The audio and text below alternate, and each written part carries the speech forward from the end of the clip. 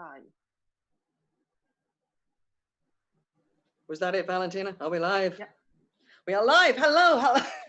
Hello to everybody out there in YouTube land or wherever you happen to be watching us if you're on our website. Thank you for joining us on this grey and windy afternoon. At least that's what it's like in London today. I don't know what it's like where you are. We've had this gorgeous weather and now suddenly it's turned grey. But we are here to bring a little entertainment into your afternoon and into our own afternoons as well. If you haven't joined us before, my name's Lizzie. I'm the artistic director for Shakespeare. My job for this afternoon's performance is I'm going to be the book holder. Now, normally when we're performing, that means that I am prompting people who drop a line very much as they did in Shakespeare's time. My job this afternoon is a little bit more to be the MC, to join up the scenes that you're going to see, because today we're not doing a whole play. We're going to be doing scenes from individual plays. And somehow or other, I seem to have picked scenes today that are all to do with people having problems and arguments. So I hope we're going to get a lot of energy out and dealt with during these scenes. So we have a large company for you this afternoon. Our first afternoon's performance. We have 7 scenes that we are presenting. We normally do a little fewer, but hey, it's a big bonus afternoon. We have 2 guys that are joining us for the very first time. So we're going to give a special wave to Mark Cassidy and to Fergus Rattigan.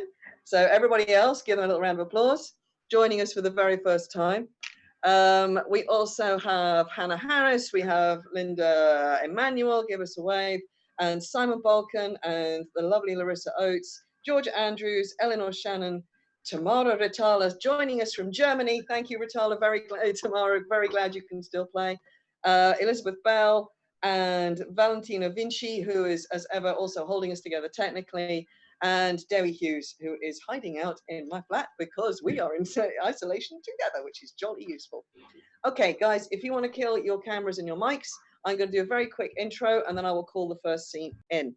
So, those of you who haven't watched what we do before, we are a cue script based performance company. This means that we perform only from cues and the lines of each individual character. The scenes that you are going to see, the actors are not only in isolation at the moment by themselves, they have not rehearsed together. They have only rehearsed by themselves. They have not heard each other's lines until you hear them equally spoken, as it were, live on stage. In this, again, we are copying the techniques of Renaissance theatres, because that is pretty much how plays went on. They may have had a run through, they possibly had a walk through of business, of fights and props and songs and dances. Now, you didn't see us, but for the last half an hour or so, we've been having a chat, filling in any problems that have come up and dealing with the passing of props that has to happen in certain scenes. So we've had as much preparation as they've had. Okay, now I'm not going to talk anymore because we have a lot of scenes to introduce to you today. We are starting with a scene from Henry VIII, also known as All is True. Don't know what that means about the play, but it makes me suspicious. So, in this particular scene, we are going to see the young Anne Boleyn, at this point, a lady in waiting to the reigning queen, who at this stage is still Catherine of Aragon. And she's going to be in conversation with 2 other senior courtiers, and we'll just have to see what happens to her. So I need on stage, as it were, I need my Anne Boleyn, I need my lady of the court, and a little later, we need our Lord Chamberlain. So Simon, we will see you when you are cued. All right, everybody ready? Okay, so in your own times, go for Henry VIII. Not for that neither. Here's the pang that pinches. His Highness having lived so long with her, and she so good a lady, that no tongue could ever pronounce dishonour of her. By my life, she never knew harm doing. Oh, now, after so many courses of the sun enthroned, still growing in majesty and pomp, the witch, to leave 1,000-fold more bitter than 'tis sweet at first acquire, after this process. To give her the vaunt, it is a pity, would move a monster. Hearts of most hard temper melt and lament for her. Oh, God's will, much better. She ne'er had known pomp, thought be temporal, yet if that quarrel, fortune, do divorce, it with the bear it is a sufferance, panging, a soul and body's severing. Alas, poor lady, she's a stranger now again. So much the more. Must pity drop upon her verily. I swear 'tis better to be lowly born, and range with humble livers in content, than to be perked up in a glistering grief, and wear a golden sorrow. Our content is our best having. By my troth, and maidenhead, I would not be a queen. Beshrew me, I would, and venture maidenhead for it, and so would you, for all this spice of your hypocrisy.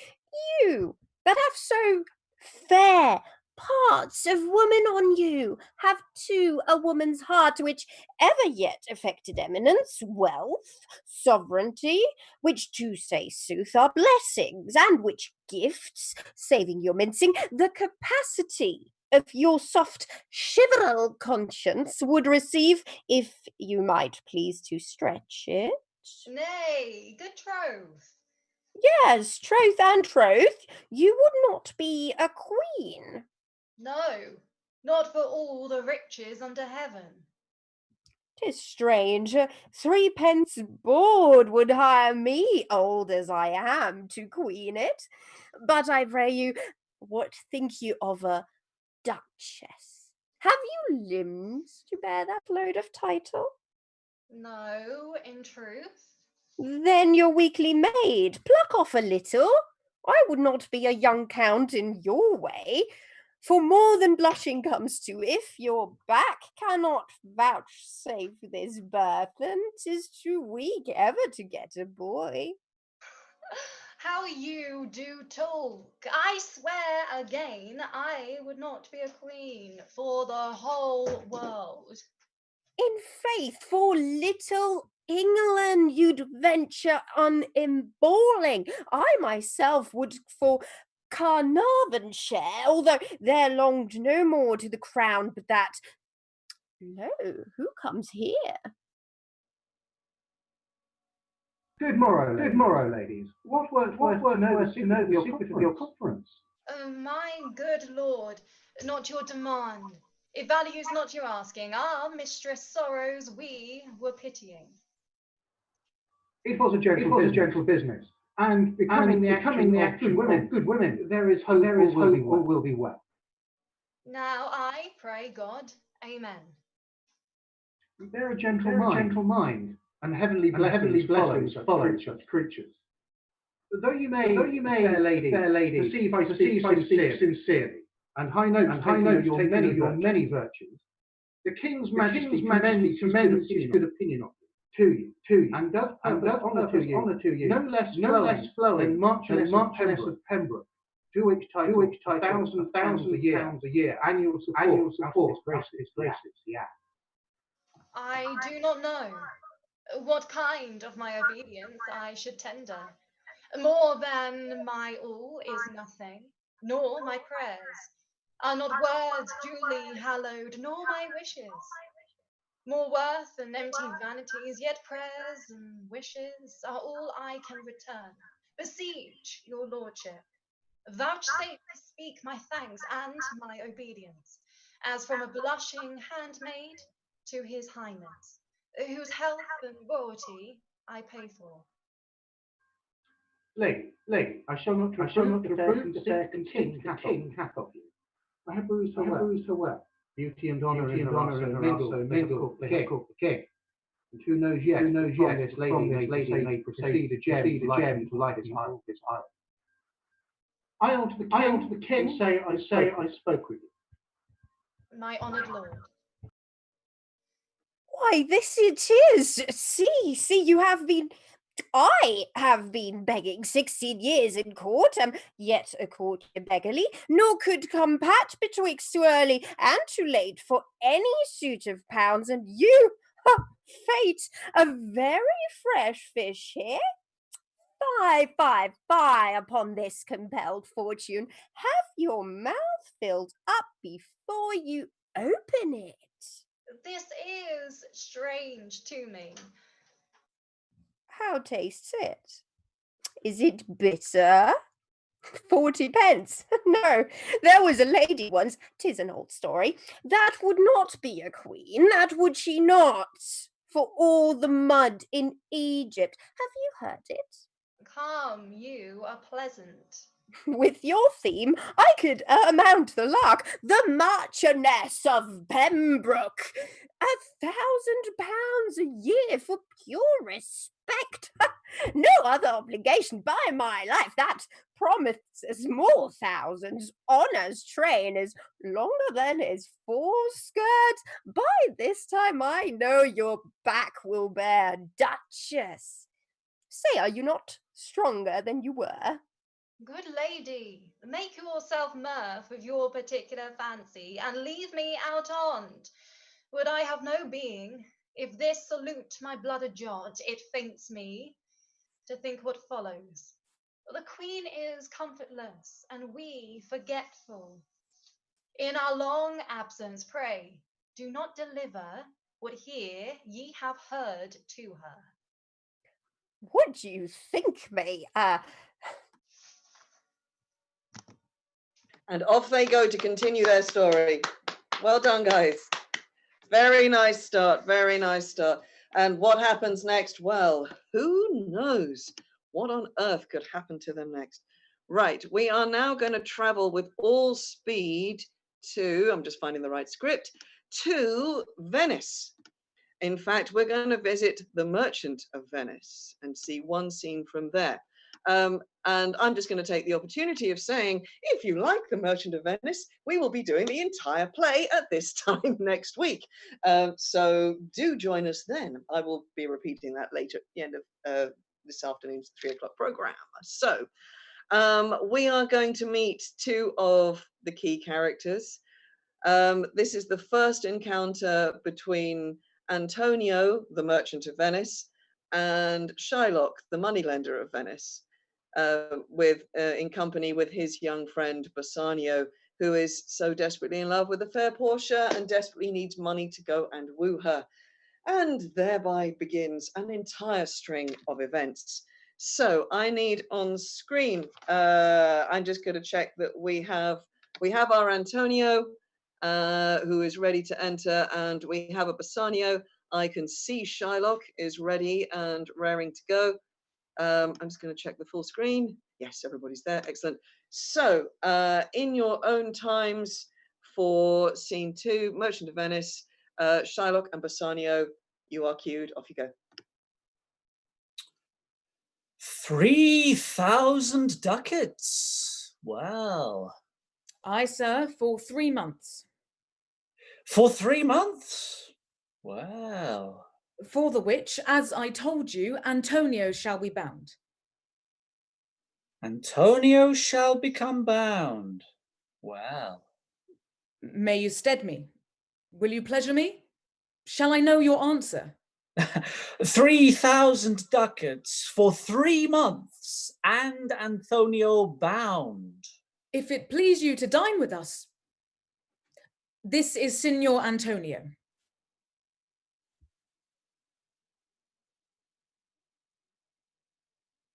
If it please you to dine with us, Shylock. If it please you to dine with us. Yes, to smell pork. Yes, to smell pork. I will buy with you, sell with you, talk with you, walk with you, and so following, but I will not eat with you, drink with you, nor pray with you. This is Signor Antonio. This is Signor Antonio. How like a fawning publican he looks. I hate him, for he is a Christian. If I can catch him once upon the hip, I will feed fat the ancient grudge I bear him. Shylock, do you hear? I am debating of my present store. Shylock, albeit I neither lend nor borrow, by taking nor by giving of excess, yet to supply the white wants of my friend, I'll break a custom. Is he yet possessed? How much we would? Aye, 3,000 ducats. And for 3 months? I had forgot. 3 months, you told me so. Well then, your bond. And let me see, but hear you. Methought you said you neither lend nor borrow upon advantage. I do never use it. When Jacob grazed his uncle Laban's sheep, when Laban and himself were compromised... This was the venture, sir, that Jacob served for, a thing not in his power to bring to pass, but swayed and fashioned by the hand of heaven. Was this inserted to make interest good, or is your gold and silver Hughes and rams? I cannot tell. I make it breed as fast. Mark you this, Bassanio, the devil can cite scripture for his purpose. An evil soul producing holy witness is like a villain with a smiling cheek, a goodly apple rotten at the heart. Oh, what a goodly outside falsehood hath. Well, Shylock, shall we be beholding to you? Signor Antonio, many a time and oft in the Rialto you have rated me about my moneys and my usances. Still have I borne it with a patient shrug, for sufferance is the badge of all our tribe. You call me misbeliever, cutthroat dog, and spat upon my Jewish gabardine, and all for use of that which is mine own. Well then, it now appears you need my help. Go to then, you come to me and you say, Shylock, we would have moneys. You say so, you that did void your ruin upon my beard and foot me as you spurn a stranger cur over your threshold. Moneys is your suit. What should I say to you? Should I not say, the dog money? Is it possible Kirk should lend 3,000 ducats? Or shall I bend low and in a bondman's key with bated breath and whispering humbleness say this? Fair sir, you spat on me on Wednesday last. You spurned me such a day. Another time you called me dog, and for these courtesies I'll lend you thus much moneys. I am as like to call thee so again, to spit on thee again, to spurn thee too. If thou wilt lend this money, lend it not as to thy friends. For when did friendship take a breed of barren metal of his friend, but lend it rather to thine enemy, who if he break, thou mayst with better face exact the penalties. Why, look how you storm! I would be friends with you and have your love. Go with me to a notary, seal me there your single bond, and in a merry sport, if you repay me not on such a day in such a place, such sum or sums as are expressed in the condition, let the forfeit be nominated for an equal pound of your fair flesh, to be cut off and taken in what part of your body it pleaseth me. Content, in faith, I'll seal to such a bond, and say there is much kindness in the Jew. You shall not seal.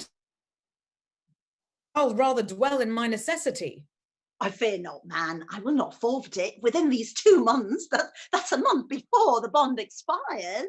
I to expect return of thrice 3 times the value of this bond. I extend this friendship. If he will take it, so. If not, adieu. Yes, Shylock, I will seal unto this bond. Then meet me forthwith at the notary's, and I will go and purse the ducats straight, and presently I'll be with you. Hie thee, gentle Jew. This Hebrew will turn Christian. He grows kind. I like not fair terms and a villain's mind. Come on, in this there can be no dismay. My ship's come home a month before the day. And what on earth could possibly go wrong with a scene like that? Well done, guys. Thank you very much.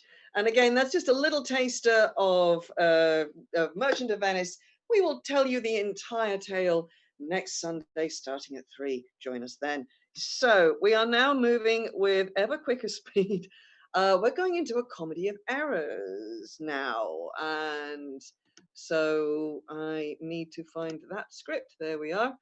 And we need Luciana, and we need an Antipholus. There they are, ready. So this is a story of entangled twins.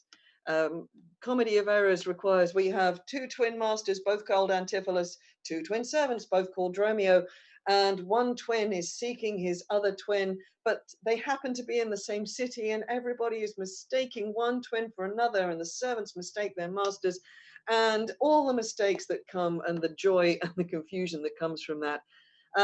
We are going to meet one of the Antipholuses speaking to the lovely lady Luciana, whose sister is married to an Antipholus. Could it be this one? Could it be a different one? Okay, so ladies, in your own time, please take your cue. And may it be that you have quite forgot a husband's office. Shall Antipholus, even in the spring of love, thy love springs rot? Shall love in buildings grow, so ruin it? If you did wed my sister for her wealth, then for her wealth's sake, use her with more kindness. Or if you like elsewhere, do it by stealth. Muffle your false love with some show of blindness. Let not my sister read it in your eye. Be not thy tongue thy own shame's orator. Look, sweet, speak fair, become disloyalty. Apparel vice like virtue's harbinger. Bear a fair presence, though your heart be tainted. Teach sin the carriage of a holy saint. Be secret false. With what need she be acquainted? What simple thief brags of his own attain? 'Tis double wrong to truant with your bed, and let her read it in thy looks at board. Shame hath a bastard fame, well managed. Ill deeds is doubled with an evil word. Alas, poor woman! Make us not believe, being compact of credit, that you love us. Though others have the arm, show us the sleeve. We in your motion turn, and you may move us. Then, gentle brother, get you in again. Comfort my sister, cheer her, call her wise. 'Tis holy sport to be a little vain when the sweet breath of flattery conquers strife. Sweet mistress, what your name is else I know not, nor by what wonder you do hit on mine, less in your knowledge and your grace you show not, than are earth's wonder more than earth divine. Teach me, dear creature, how to think and speak. Lay open to my earthly gross conceit, smothered in errors, feeble, shallow, weak, the folded meaning of your words' deceit. Against my soul's pure truth, why labor you to make it wander in an unknown field? Are you a god? Would you create me new? Transform me then, and to your power I'll yield. But if that I am I, then well I know your weeping sister is no wife of mine, nor to her bed do any homage do I owe. Far more to you do I decline. Oh, train me not, sweet mermaid, with thy note, to drown me in thy sister's flood of tears. Sing, siren, for thyself, and I will dote. Spread o'er the silver waves thy golden hairs, and as a bud I'll take thee and there lie, and in that glorious supposition think he gains by death that hath such means to die. Let love, being light, be drowned if she sings. What, are you mad that you do reason so? Not mad, but mated. How, I do not know. It is a fault that springeth from your eye. For gazing on your beams, with fair sun being by. Gaze where you should, and that will clear your sight. As good to wink, sweet love, as look on night. Why call you me love? Call my sister so. Thy sister? That's my sister. No, it is thyself.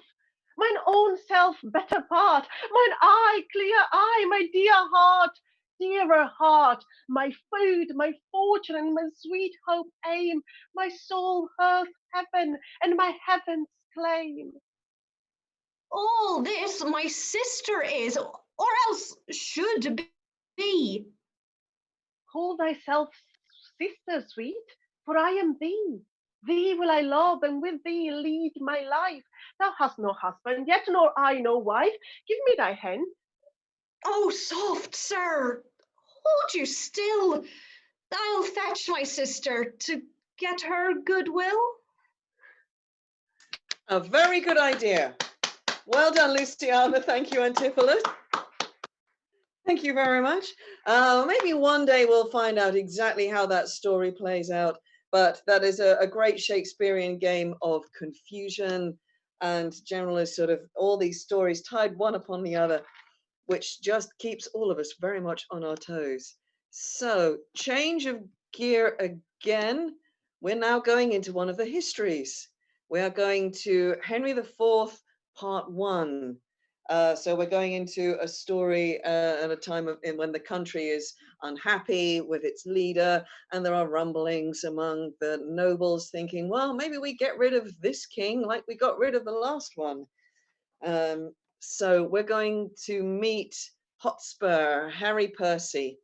Now, the Percy family were the leaders of the rebel factions at the time, and Hotspur is the young son of the house. He's very hot-blooded and very gallant, and inclined to go charging off into battle. Very, very noble, a great fighter, but he has a very wise and clever wife who is not stupid and can see that he is up to something, and she is wise enough to challenge him. So we need our, let's check who we've got on set. We have got, so we need Larissa for Lady Percy when she's ready to enter. There you are. We need our Hotspur ready to go, and we have a servant who's ready to make her presence felt. Ellie, are you ready to servant it when called for? Yep, it's me. Good. I'm ready. Wonderful. Wonderful. Right. So, Fergus, here you go. Have fun. Everybody enjoy. So this is enter Hotspur with a letter. Take your cue. By this hand, if I were now by this rascal, I could brain him with his lady's fan. Is there not my father, my uncle, and myself, Lord Edmund Mortimer, my Lord of York and own Glendower? Is there not besides the Douglas? Have I not all their letters to meet me in arms by the 9th of the next month? And are not some of them set forward already? What a pagan rascal is this, an infidel! Ha! You shall see now, in very sincerity of fear and cold heart, will he to the king, and lay open all our proceedings. Oh, I could divide myself and go to buffets for moving such a dish of skimmed milk with so honourable an action. Hang him! Let him to the king, we are prepared. I will set forwards tonight. And now, Kate, I must leave you within these 2 hours. Oh, my good lord, why are you thus alone? For what offence have I this fortnight been a banished woman from my Harry's bed? Tell me, sweet lord, what is that takes from thee thy stomach, pleasure, and thy golden sleep? Why dost thou bend thine eyes upon the earth, and start so often when thou sitst alone? Why hast thou lost the fresh blood in thy cheeks, and given my treasures and my right of thee to sick-eyed musing and cursed melancholy? In my faint slumbers, I by thee have watched and heard thee murmur tales of iron wars, speak terms of manage to thy bounding steed, cry courage to the field. And thou hast talked of sallies and retires, trenches, tents, palisadoes, frontiers and parapets, of basilisks, of cannon culverin, of prisoners' ransoms, and of soldiers slain, and all the current of heady fight. Thy spirit within thee has been so at war, and thus has so bestirred thee in thy sleep, that beds of sweat have stood upon thy brow, like bubbles in a late disturbed stream. And in thy face strange motions have appeared, such as we see when men restrain their breath on some great sodden heist. Oh, what portents are these? Some heavy business has my lord in hand, and I must know it, else he loves me not. What ho! Is Gilms with the packet gone? He is, my lord, an hour agone. Hath Butler brought those horses from the sheriff? One horse, my lord, he brought it even now. What horse?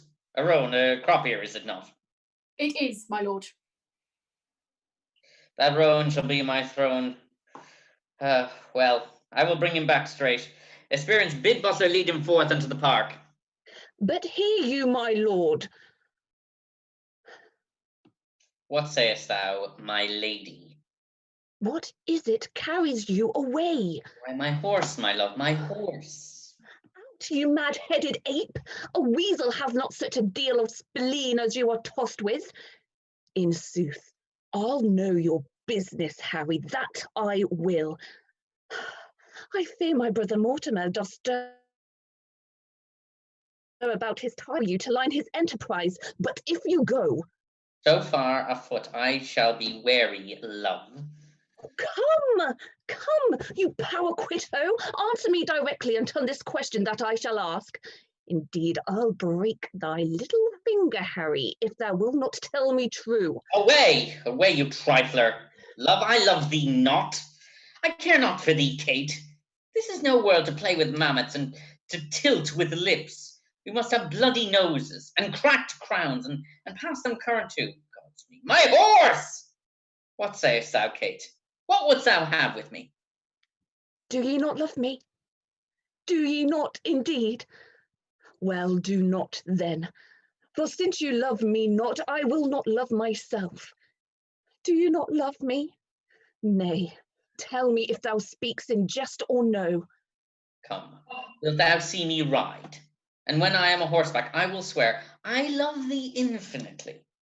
But hark you, Kate, I must not have you henceforth question me, whether I go, nor reason whereabout. Whether I must, and to conclude, this evening I must leave thee, gentle Kate. How so far? Wise, but yet no further wise than Harry Percy's wife. Constant you are, but yet a woman, and for secrecy no lady closer.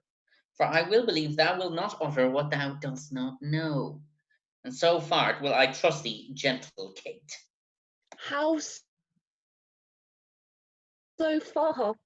Not an inch further. But hark you, Kate, whither I go, thither shall you go too. Today will I set forth, tomorrow you. Will this content you, Kate? It must of force.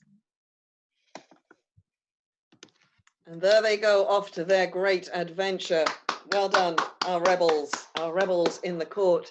Just out of curiosity, there is something that pops up during when we're acting from cues, in that occasionally a cue is repeated within a scene. Now, we've had that happen once already, because in the Shylock scene, there was a repeated cue of monies, which Antonio picked up a couple of times.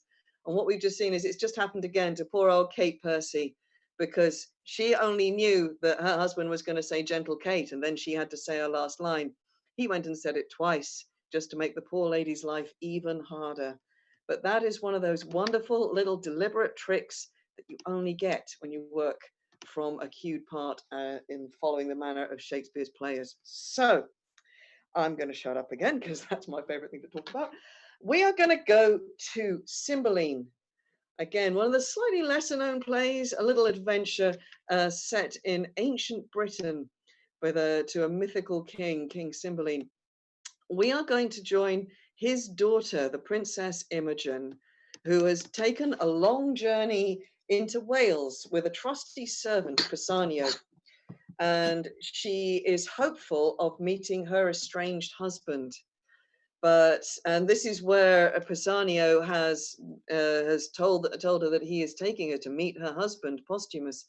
But there may be a little more in this tale than they expected, because someone has been making trouble for poor Imogen. So we have, I can see Pisanio is ready. We have our Imogen poised. So in your own time, begin for Cymbeline.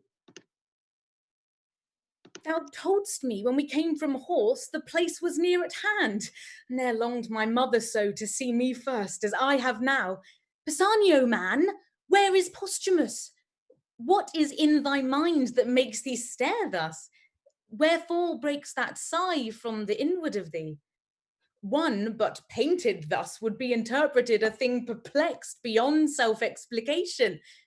Put thyself into a haviour of less fear, ere wildness vanquish my staider senses. What's the matter? Why rendest thou that paper to me with a look untender? If be summer news, smile to't before. If winterly, thou needst but keep that countenance still. My husband's hand. That drug-damned Italy hath outcrafted him, and he's at some hard point. Speak, man, thy tongue may take off some extremity, which to read would be even mortal to me. Please you, read. And you shall find me, wretched man, a thing the most disdained of fortune. Thy mistress, Pisanio, hath played the strumpet in my bed, the testimonies whereof lies bleeding in me. I speak not out of weak surmises, but from proof as strong as my grief, and as certain as I expect my revenge. That part thou, Pisanio, must act for me. If thy faith be not tainted with the breach of hers, let thine own hands take away her life. I shall give thee opportunity at Milford Haven. She hath my letter for the purpose, where if thou fear to strike, and to make me certain it is done, thou art the pander to her dishonour, and equally to me disloyal. What shall I need to draw my sword? The paper hath cut her throat already. No, 'tis slander, whose edge is sharper than the sword, whose tongue outvenoms all the worms of Nile, whose breath rides on the posting winds, and doth belie all corners of the world. Kings, queens, and states, maids, matrons, nay, the secrets of the grave this viperous slander enters. What cheer, madam? False to his bed. What is it to be false? To lie in watch there, and to think on him, to weep twixt clock and clock, if sleep charge nature, to break it with a fearful dream of him, and cry myself awake. That's false to's bed, is it?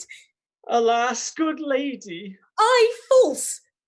Thy conscience witness, Iachimo, thou didst accuse him of incontinency. Thou then look'st like a villain. Now, methinks, thy favour's good enough. Some jay of Italy, whose mother was her painting, hath betrayed him. Poor I am stale. a garment out of fashion, and for I am richer than to hang by the walls, I must be ripped to pieces with me. Oh, men's vows are women's traitors. All good seeming by thy revolt, O husband, shall be thought put on for villainy, not born where it grows, but worn a bait for ladies. Good madam, hear me. True honest men being heard, like false Aeneas, were in his time thought false, and Simon's weeping did scandal many a holy tear, took pity from most true wretchedness. So thou, Posthumus, wilt lay the leaven on all proper men, goodly and gallant, shall be false and perjured from thy great fail. Come, fellow, be thou honest, do thou thy master's bidding. When thou seest him, a little witness my obedience. Look, I draw the sword myself. Take it and hit the innocent mansion of my love, my heart. Fear not, 'tis empty of all things but grief. Thy master is not there, who was indeed the riches of it. Do his bidding, strike! Thou mayst be valiant in a better cause, but now thou seem'st a coward. Hence, vile instrument, thou shalt not damn my hand. Why, I must die, and if I do not by thy hand, thou art no servant of thy master's. Against self-slaughter there is a prohibition so divine that cravens my weak hand. Come, here's my heart. Something's afoot. Soft, soft, will no defence, obedient as the scabbard. What is here? The scriptures of loyal Leontes. All turned to heresy, away, away. Corrupters of my faith, you shall no more be stomachers to my heart. Thus may poor fools believe false teachers. Though those that are betrayed do feel the reason sharply, yet the traitor stands in worse case of woe. And thou, Posthumus, that did set up my disobedience against the king, my father, and makes me put into contempt the sweets of princely fellows, shalt hereafter find it is no act of common passage, but a strain of rareness. And I grieve myself to think, when thou shalt be disedged by her that now thou tirest on, how thy memory will then be panged by me. Prithee, dispatch. The lamb entreats the butcher. Where's thy knife? Thou art too slow to do thy master's bidding when I desire it too. Oh, gracious lady, since I received command to do this business, I have not slept one wink. Do it, and to bed then. I'll wake mine eyeballs first. Wherefore then didst undertake it? Why hast thou abused so many miles with a pretence? This place, mine action and thine own, our horses' labour, the time inviting thee, the perturbed court for my being absent, whereunto I never purpose return. Why hast thou gone so far to be unbent, when thou hast ta'en thy stand, the elected deer before thee? But to win time, to lose so bad employment, in the which I have considered of a course. Good lady, hear me with patience. Hook thy tongue weary, speak. I have heard I am a strumpet, and mine ear therein full struck can take no greater wound, nor tent to bottom that, but speak. Then, madam, I thought you would not back again. Most like, bringing me here to kill me. Not so, neither. But if I were as wise, as honest, then my purpose would prove well. It cannot be but that my master is abused. Some villain, aye, and singular in his art, hath done you both this cursed injury. Some Roman courtesan? No, on my life. I'll give but notice you are dead, and send him some bloody sign of it, for 'tis commanded I should do so. You shall be missed at court, and that will well confirm it. Why, good fellow, what shall I do the while? Where bide? How live? Or in my life what comfort when I am dead to my husband? If you'll back to the court. No court, no father, nor no more ado with that harsh, noble, simple nothing, that Cloten, whose love sweet hath been to me as fearful as a siege. If not at court, then not in Britain must you bide. Where then? Hath Britain all the sun that shines? Day, night? Are they not but in Britain?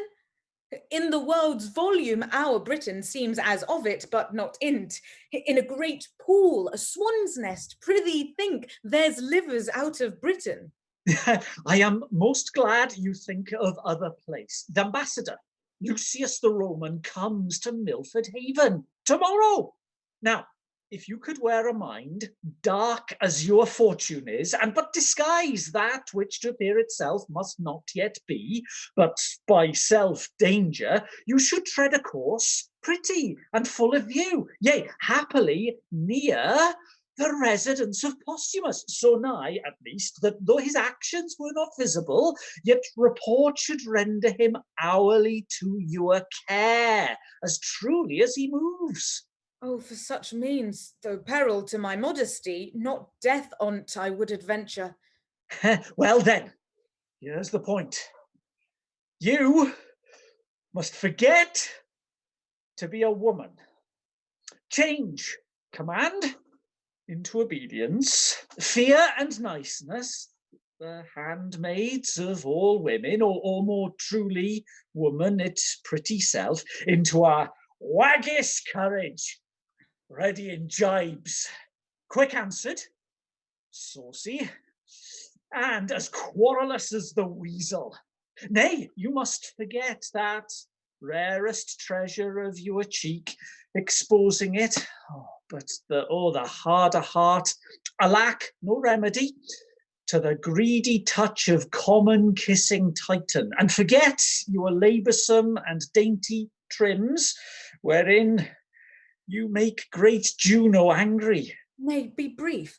I see into thy end, and am almost a man already. First, make yourself but like one. For thinking this, I have already fit, 'tis in my cloak bag, doublet, hat, hose, all that answer to them. Would you, in their serving, and with what imitation you can borrow from youth of such a season, for noble Lucius, present yourself, desire his service, tell him wherein you are happy, which will make him know, if that his head had any ear in music, doubtless with joy he will embrace you, for he's honourable, and, doubling that, most holy. Your means abroad. You have me rich, and I will never fail, beginning nor supplement. Thou art all the comfort the gods will diet me with. Prithee away, there's more to be considered, but we'll even all that good time will give us. This attempt I am soldier to, and will abide it with a prince's courage. Away, I prithee. Well, madam, we must take a short farewell, lest being missed, I be suspected of your carriage from the court. May the gods direct you to the best. Amen. I thank thee. And off they go into the rest of their adventure. Thank you very much, the guys from Cymbeline. Always fun to see a scene from a play that we just don't get to do that often. Maybe we'll get back to do Cymbeline again sometime and find out what happens. What could possibly go wrong? It's a Shakespeare tale. That's a perfectly good plan. Nothing could ever go wrong with it. The princess will never be discovered and all will be well. Right, we are going to do 2 more scenes, so stick with us a little longer. We're going to one more unhappy court. We're going to the court of Sicilia, I nearly said Bohemia, because we're going to Winter's Tale now, to the world of King Leontes and his poor unhappy wife, Queen Hermione, who has been accused by him of inappropriate conduct with his best friend.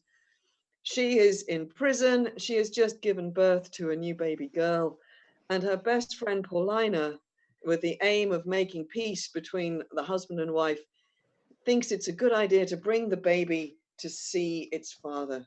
So we will see how that goes. This is again quite a dramatic moment in the middle of this play. We have a King Leontes. Simon, are you with us? Yep, I can see you coming online. Excellent. I can see Mark is there ready to give us his Autolycus. Ellie, this is your moment to serve. And Linda, are you ready to Paulina it? Yes. Excellent. Right. Well done, everybody. If you set yourselves ready, then I have the script ready. So in your own time, we are ready and go for Winter's Tale.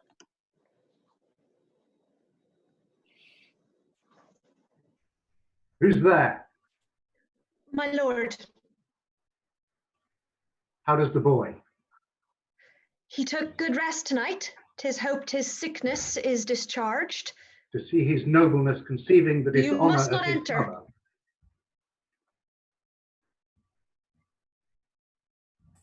Leontes, continue, please. To see his nobleness conceiving the dishonour of his mother. He straight declined, drooped, took it deeply, fastened and fixed the shame on it in himself, drew off his spirit, his appetite, his sleep, and downright languished. Leave me solely. Go, see how he fares. Fie, no thought of him. The very thought of my revenges that way recoil upon me. Camillo and Polixenes laugh at me, make their pastime at my sorrow. They should not laugh, if I could reach them, nor shall she within my power. You must not enter. You must not enter. Not so hot, good sir. I come with words as medicinal as true. Noise there, ho? No noise, my lord, but needful conference. How? Away with that audacious lady. Antigonus, I charged thee that she should not come about me. I knew she would. So, my lord, on your displeasure's peril and on mine, she should not visit you. What? Canst not rule her? When she will take the rein, I let her run.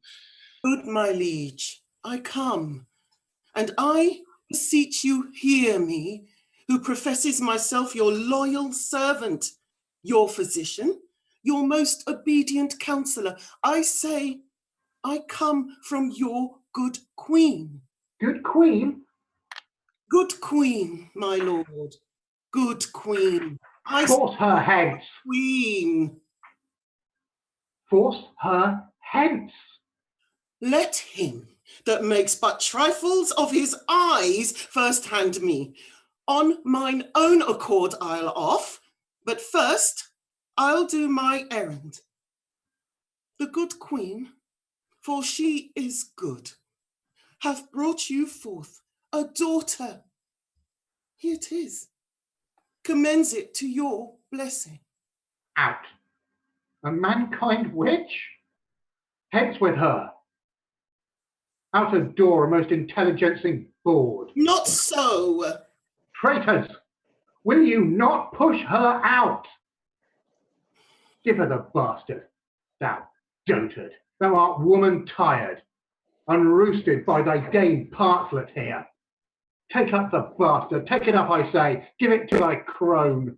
Forever unvenerable be thy hands, if thou takest up the princess by that forced baseness which he has put upon it. He dreads his wife. So I would you did. Then 'twere past all doubt you'd call your children yours. A nest of traitors. I am none, my lord. I am none by this good light. Nor I, nor any but one that's here, and that's himself. For he, the sacred honour of himself, his queens, his hopeful sons, his babes, betrays to slander, whose sting is sharper than the swords, and will not, for as the case now stands, it is a curse he cannot be compelled to it. once remove the root of his opinion, which is rotten as ever oak or stone was sound. A callet, the boundless tongue, who late hath beat her husband, and now baits me. This brat is none of mine. It is the issue of Polixenes. Hence with it, and together with the dam, commit them to the fire. It is yours. And might we lay the old proverb to your charge? So like you, 'tis the worst. Behold, my lords, although the print be little, the whole matter and copy of the father. Eye, nose, lip, the Trichof's frown, his forehead, nay, the valley, the pretty dimples of his chin and cheek, his smiles, the very mould and frame of hand, nail, finger. And thou, good goddess nature, which had made so like him that got it, if thou hast the ordering of the mind too, amongst all colours, no yellow in it, lest she suspect as he does her children, not her husbands. A gross hag. And Luzzle, thou art worthy to be hanged, thou wilt not stay her tongue. Hang all the husbands that cannot do that feat, and you'll leave yourself hardly one subject. Once more take her hence. A most unworthy and unnatural lord can do no more. I'll have thee burnt. I care not. 'Tis an heretic that makes the fire, not she that burns in it.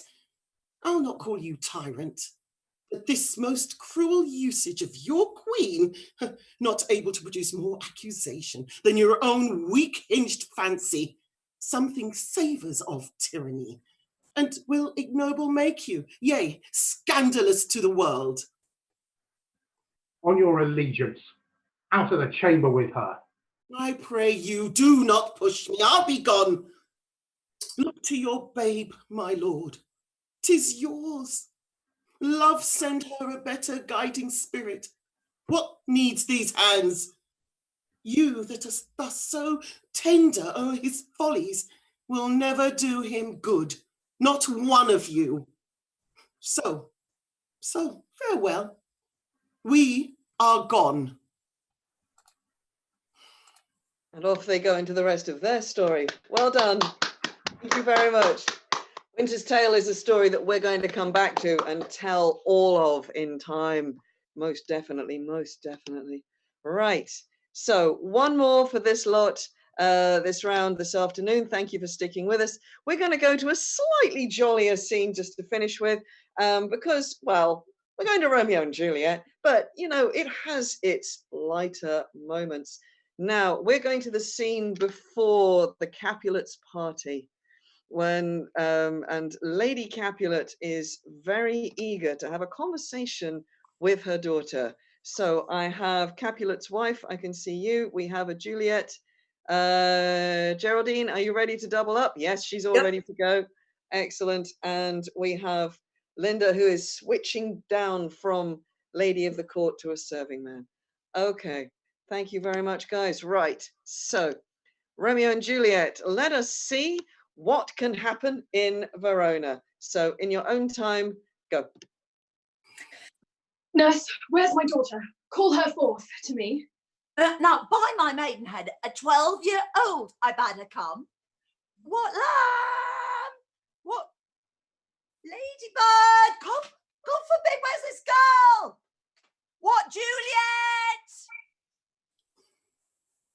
How now, who calls?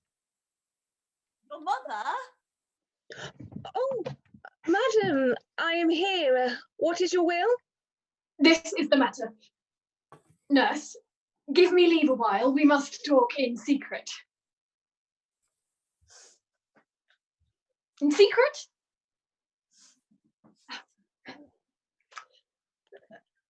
Nurse, come back again. I have remembered me. Thou's hear our counsel. Thou knowst my daughter's of a pretty age. Babe, I can tell her age unto an hour. She's not 14. I laid 14 of my teeth, though to my teeth be it spoken I have before. She's not 14.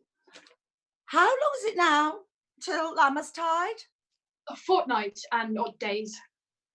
Even or odd, of all the days in the year, come Lammas Eve at night, shall she be 14?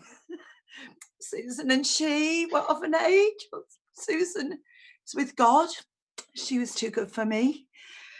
But as I said, on Lammas Eve at night, shall she be 14?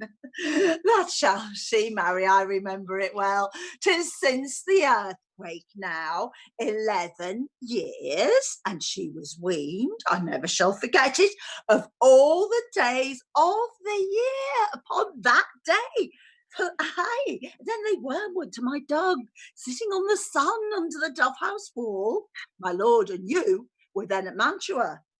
Now I do bear a brain, but as I said, when it did taste the wormwood on the nipple of my dove, felt it bitter, pretty fool, to see it tetchy and fall out with the dog.